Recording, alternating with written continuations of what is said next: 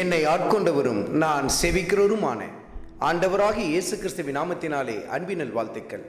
கிறிஸ்து இயேசுவுக்குள் மிகவும் பிரியமான அன்பு சகோதர சகோதரிகளே, ஏசாயா தீர்க்கதரிசியின் புத்தகத்தில் 51வது அதிகாரத்தில் 7வது வசனத்தில், நீதியை அறிந்தவர்களே, என் வேதத்தை இருதயத்தில் பதித்திருக்கிற ஜனங்களே, எனக்கு செவி கொடுங்கள்.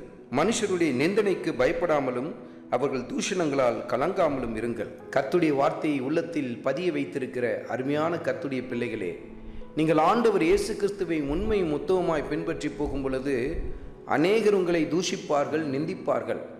ஏனென்றால் இந்த உலகம் நம்மை பகைக்கத்தான் செய்யும். ஏனென்றால் இந்த உலகத்திலிருந்து ஆண்டவர் இயேசு கிறிஸ்து தனக்கென்று நம்மை வேறு பிரித்திருக்கிறார்.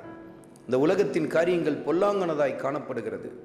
கர்த்தருடைய வார்த்தை நம்முடைய உள்ளத்தில் இருக்கும் பொழுது அந்த பொல்லாங்கான எல்லா காரியத்திற்கும் நாம் எதிராய் தான் நடந்து போக ஆரம்பிப்போம். அப்படி என்று சொன்னால் அந்த பொல்லாங்கை நேசிக்கிறவர்கள் நம்மை தூஷிக்கத்தானே செய்வார்கள், நம்மை தூற்றி திரியத்தானே செய்வார்கள். கர்த்தர் நமக்கு சுட்டி காட்டுகிறார், என் வேதத்தை உள்ளத்தில் பதித்திருக்கிறேன் ஜனமே, மனுஷருடைய நிந்தனைகளுக்கு தூஷணங்களுக்கும் கலங்கி போய்விடாதீர்கள் என்று சொல்லி கர்த்தருடைய ஆவியான சுட்டி காட்டுகிறார். கர்த்தருக்கு ஊழியம் செய்கிற கர்த்தருடைய அருமையான ஊழியக்காரர்களே, நீங்கள் கர்த்தருக்கு உண்மையும் உத்தமமாய் ஊழியம் செய்து தொடர்ந்து போய்கொண்டே இருப்பீர்கள். ஆனால் மற்றவர்களோ உங்களை தூஷித்து கொண்டிருப்பார்கள். ஏன்? உங்கள் சபையிலேயே சில பேர் உங்களுக்கு விரோதமாய் செயல்பட்டு கொண்டிருப்பார்கள். உங்கள் ஊழியத்தில் அநேகர் உங்களுக்கு எதிராய் செயல்பட்டு கொண்டிருப்பார்கள். கலங்கி போய்விடாதிருங்கள், மனம் தளர்ந்து போய்விடாதிருங்கள். தொடர்ந்து நாம் கர்த்தருக்கென்று உறுதியாய் உத்தமமாய் தொடர்ந்து ஓடிக்கொண்டே இருப்போம்.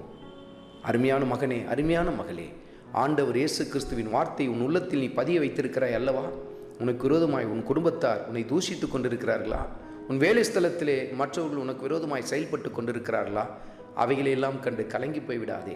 அந்த நிந்தனைகளெல்லாம் கண்டு கலங்கி போய் கூனி குறுகிவிடாதே. ஏனென்றால் ஆண்டவர் இயேசு கிறிஸ்து உனக்கு மேலானதை, சிறந்ததை, மகிமையானதை உன் வாழ்க்கையில் செய்து தன் மகிமையை வெளிப்படுத்த ஆரம்பிப்பார்.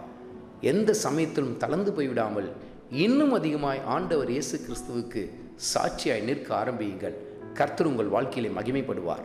ஆண்டவராகிய இயேசு கிறிஸ்துவின் கிருபை உங்கள் அனைவரோடும் கூட இருப்பதாக. ஆமென்.